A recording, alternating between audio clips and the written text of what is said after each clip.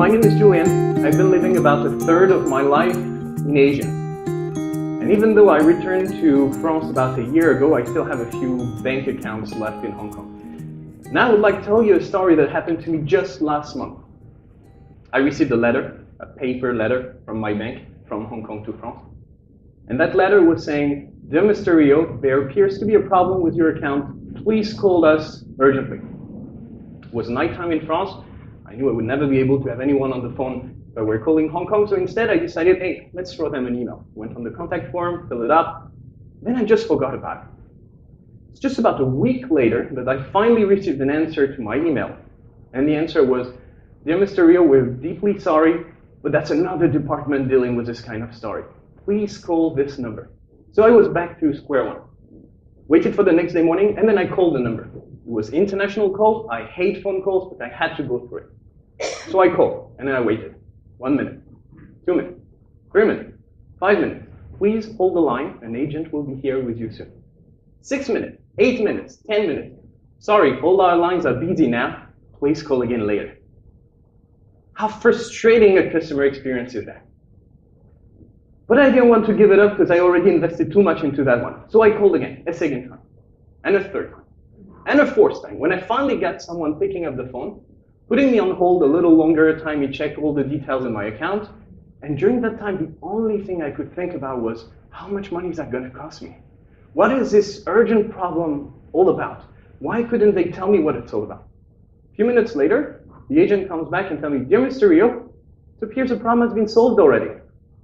Maybe I can assist you with something else." That might have been the single most frustrating customer experience in my entire life. Why am I telling you that?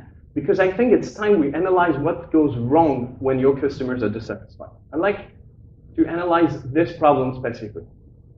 The first thing that went wrong here was forcing me on a channel I did not choose, for one, and I had to pay for two, and had to wait for their working hours to finally get a hold of them. 3 mistakes by forcing me to use a channel I did not pick in the first place. But there is a second mistake here. The second mistake is about the waiting time. 1 week to respond to an email. 4 phone calls before I could get someone on the line. And guess what? There is a third problem here with this experience. The third problem is that I had a company in front of me that had absolutely no communication between their different departments. They had to bring me from one department to the other because they could not communicate with each other. What does that mean for the company itself? Well, the first thing is pretty obvious, customer dissatisfaction. Let's say I'm never going to be a brand ambassador for that bank.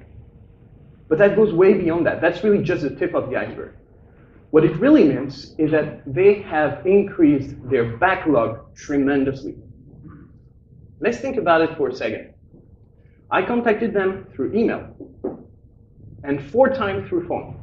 Total 5 interactions for 1 problem. Now, you do that with every one of your customers. You multiply by 5 the amount of incoming messages you have to deal with. But it goes beyond that. Because if you have to deal with 5 times more messages, it means you need to have 5 times more staff to take care of it. 5 times more staff to train, to pay for, to manage on a daily basis. That is a huge loss of profit for any single company. Now, if we look at the landscape, and I'm going to talk more specifically about Asia, customers' expectations have shifted a lot in the past few years. And you owe that to all those new companies, whether you're talking about Gojek, about Grab, about Airbnb, Amazon, Alibaba, and so on. Those guys have just changed the rules of the game. As a consumer, you can no longer understand why a company is going to respond to your email within an hour, while another one is going to make you wait for a week. You no longer understand why some companies will let you pick your own channel, while some other will force you to pick up your phone and pay for the call. The rules have changed. Today, our customers want convenience before anything else. They want speed, they want you to care. In Southeast Asia, I'm talking about 650 million people, give or take. 370 million of them are actually active internet users. Even more of them are using a mobile device on a daily basis. But it goes beyond that.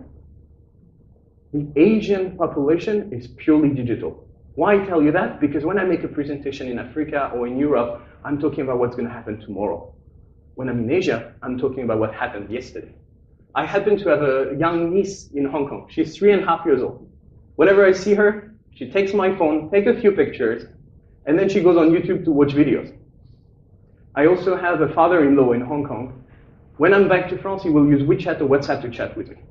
That does not happen very often to me in France. That does happen here in Asia. The population is purely digital, and it's just a matter of understanding what we need to do with that information.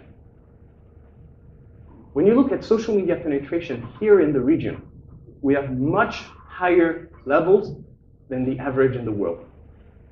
When we talk about mobile penetration, it's even higher than that. Now, if you were to ask marketers in Southeast Asia, what is your biggest challenge for the coming few months? All of them have the same answer. That's about customer relationship. Because this market is so challenging, because customers' expectations are so high, what are you going to do within your company to make sure to satisfy your customer? And I'm just going to end that part with a quote that I really like. Asian customers have the highest expectations in the world. Here, people know what they want, they know when they want it, and they know how they want it. Cannot trick them. It is digital, and you have to go with the game or lose the game. Let's have a quick survey here. Just by raising your hand. Who in this room is using at least one of these social media or messaging app at least once a day? Okay, I don't see any hand that has not been raised. Now, actually, the real number in the region is 85%. 85% of the online population is using at least a messaging app or a social media app several times a day. Let's say it differently. The average for the region is that people spend 3 hours a day on these channels. Let's think about it for a second. Can you afford not to be available where your customers are spending 3 hours a day? I think the answer here is pretty obvious. You have to go digital. So how do we go there, and what do we do here? I'm just going to push some open doors and state the obvious, just so that we are all on the same page. And I'm happy to be challenged anytime after the talk if you'd like to. What happened with the telcos, and it's not just in Asia, that's pretty much the same everywhere in the world. The first challenge is a huge amount of incoming messages that they receive every single day. Here at Dimelo, we work with people in the transportation industry, we work with utilities, we work with retailers, we work with broadcasters, we work with banks, we work with insurances. Let me tell you that there is not a single industry that receives that many messages. Telcos are way beyond others, but how do I deal with all these messages? How do I deal with multiple languages, multiple problems, multiple agents, and so on? The second challenge is the one we discussed about just before. How do I make sure I am on the right channel? Because as soon as you add one channel, it becomes more complex. You have a new tool, you have new rules, you have new trainings for your teams. Third challenge is about piloting your digital customer care activity. Because managing the messages is just one of the problems. You also need to manage the quality of it. You need to make sure you're on top of it, you monitor it, you have all the analytics and so on. Then comes the problem of customer satisfaction. As I said before, since it's a very competitive area here, and it's even more in the telcos, if you can no longer compete on the price, and everyone has more or less the same offer, the only thing you can compete on is customer satisfaction. And providing customer satisfaction is key to loyalty. In a world where it's so easy to switch from one provider to the other, you have to satisfy your customer at every single interaction you get. But satisfying them is just one part of it. The rest is that you have to retain a customer. Everyone here is very much aware that acquiring a new customer is way more expensive than retaining one. So how do I deal with my churn rate, and how do I make sure I control the cost of my contact center, the cost of my customer care, the cost of all the teams that I need to satisfy this customer? And I'd like to end with that one. You need a perfect understanding of your clients. And AJ was saying this earlier, maybe better than me. Customer analytics, market analytics are so important. Now, if you do have a phone conversation with your customer, what remains after you hang up the phone is maybe just a very short one-sentence summary. But when you go through digital, Everything is data. The entire conversation can be reused and is full of insights and marketing information you can use for upselling to your customers. I'm going to go back to the example I was giving earlier, just to analyze actually what went wrong here. Well, the first thing, we had only 2 channels, right? So it was just email or phone. So they could have solved it pretty easily. They might just have decided to add a few more channels. Let's say they do that. Even if you add more channels, there was still a second problem. Problem is that there was absolutely no communication between the different silos. And without communication, how do you satisfy your customer? And then that is my favorite problem. Identifying your customer. When you have a physical store and you have a customer coming in, you're seeing him. You see his loyalty card, you know his customer ID, you can talk to him directly. Easy to recognize and to know what his past interactions have been. But in the digital world, the rules of the game are different. How do you know that johndoe@gmail.com is the same person as @johndoe on Twitter or johnjamesdoe on Facebook? That becomes incredibly difficult, but that leads to 2 very serious concrete problems. The first one, if you are not able to identify your customers, you are going to frustrate them a lot, because the first layer of frustration for a customer is having to repeat himself. I talk to you on Twitter, you need me to identify myself. Then I come to you on Facebook, I need to identify myself, explain the problem again. Then over and over again with every digital channel I use. And guess what? A dissatisfied customer uses, on average, 3 different channels to get an answer as fast as possible. I might contact you through Facebook, by email, and maybe by Messenger in the same time. Now, if I'm not able to identify that this is the same customer contacting me through 3 different channels, I'm going to end up dealing with 3 times the volume of messages. So identifying customers is another very important aspect of customer care. And that brings me to what Dimelo is all about. Dimelo is a SaaS platform enabling companies, telco companies, to connect with their customers in the digital world. To make it simple, Dimelo will be the link between your company and your digital customers. We are going to connect you together and make sure you will be able to manage all their expectations and satisfy them through the digital world. I'm going to go very quick on this. Dimelo today is a SaaS platform. We are dealing with 14.5 million messages every single month. Today, we are in 51 countries around the world. We are able to automatically recognize 72 different languages. We work with 200 large companies, 29 of which, actually 31 by now, 31 of which are telco companies. Here in Asia, you will recognize a few of the logos. We already work with Ooredoo, we work with Banglalink, we work with iFlex, we work with Telenor, but we work with many other telco companies like Orange, Jazzy, Proximus, and so on around the world. Let's make it dead simple.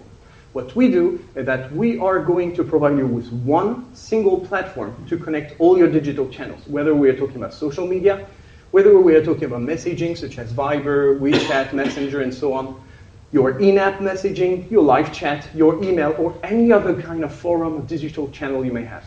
And on top of it, we are going to connect all your chatbots so that you have one platform to deal with every incoming messages, regardless of the channel. This is a very short example I like to show. It's basically how it's going to work. Your customer have your own company native app. We put a simple SDK into it. Your customer is able to live chat with you directly. It's asynchronous so that you can deal with it the way you want to deal with it at your own timing, based on your own schedule, based on your own prioritization. All the messages are coming through the same platform. Now, if I were to use Twitter or Facebook or Messenger or any other channel, messages will come exactly the same way so that your agents don't have to be trained on 15 different tools, but they have only one platform, making your life so much easier to manage your flows. To give you another idea of how it's working, regardless of the channel you're going to be using, you're going to have just one team. Remember, earlier I was talking about all those silos making it so complicated for having conversation. Here what we do is that you have one digital team who is going to handle every incoming digital message. And when you suddenly have way more messages on Twitter than you do have on Messenger, you just easily pile up your flows and move people from one channel to the other, because at the end of the day, they use the same platform they've been using all along. And this is about customer identification. I was telling you earlier, the key is to really know who you are talking to. What we do here is that we help you identify that the person you are talking to on Twitter is the same person you are talking to on Facebook, on Messenger, so that you have only one profile. You keep the entire historical data, conversational data of your customer, that you have a 360 degrees view of what is happening with your clients when you talk to them.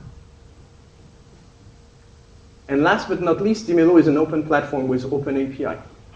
Concretely, what that means is that we perfectly integrate with your CRM, with your call solution, with your different chatbots, your website, your BI, your BPM, and so on. Whatever tools you have that are part of your ecosystem, they have to be connected together. That's the only way to get a true 360-degree view of what your customers need and want. Very quickly, I'm going to go through a few examples of what we do with customers. I talked about Ooredoo before. We deployed the Dimelo solution for Ooredoo in 3 regions already: Africa, Middle East, and Asia. This is the example of what we are doing with them in Myanmar. Using Dimelo today, they are able to respond and satisfy their customers on channels such as Facebook, Instagram, Viber, WeChat, they have Messenger, they have live chat, all those different channels, one single platform, making their life so much easier to control and to satisfy customers. Another example, maybe my favorite one. Banglalink in Bangladesh is 50 million users, 5 different languages, 10 different digital channels. Now let's think about the nightmare that would be to have to deal with so many languages in so many different channels if you had to use different tools every time. Using Dimelo, any incoming message, regardless of the channel, is identified. We recognize a language, we recognize a problem. We are able to categorize it so that each message goes to the agent that has the right language skill and the right problem-solving skill for that specific problem. It has saved them so much time and money that this is one of the case studies we like to show, because that is really what happens in most countries with multiple languages. And I'd like to end with an example from iFlix. Jonas was talking actually just here yesterday, explaining how fast they grew through 25 different countries. And the truth is, when they started deploying iFlix, they knew they had a model that would develop very fast. But the problem was, they knew also that deploying a CRM in one country can sometimes take somewhere between 3 years and 5 years. Now, just think about doing it in 25 countries. That is incredibly complex. So they had to surround themselves with partners that were able to go very fast. With iFlix, we deployed our solution in 25 countries within 1 single year. Now they are able to control everything globally while giving real local abilities and competencies to manage their own customer care. Each local team is able to manage the local languages they need with the local channels that make sense for the market. And I wouldn't like to end this presentation without giving you a few key takeaways so that we both have the feeling that it was right to be in this room today. So let's start with the most obvious of all. Asia is already digital savvy. It's not about what you do tomorrow, it's about what you're doing today. Being able to be where your customers are when they spend 3 hours a day on social media and on messaging apps, that's obviously where you have to be. It's just a matter of selecting the right channels. Offering a consistent customer experience through all the digital channels is essential, because no customer will understand why they get fast and good quality service on Twitter, but slow and bad quality service on Facebook. It's about having one tool so that you provide the same customer experience to everyone throughout the board. It's also about connecting all your various tools. Whatever your ecosystem is made of, being able to connect your tools is making sure that the information is circulating properly. Everything is synchronized. Nothing is obsolete, and you have the proper view of what your customers are doing. And then identifying your customers to reduce your workload and improve customer experience. As I said earlier, as soon as you can identify your customers, they no longer need to identify themselves several times. You reduce frustration, you increase customer satisfaction, and it's much less work for your team because you might divide by up to 3 the number of incoming messages you receive. I hope that was insightful. I hope we have answered some of the questions. I'm happy to take some more if any of you guys have. And I'd like to thank you all for lunch.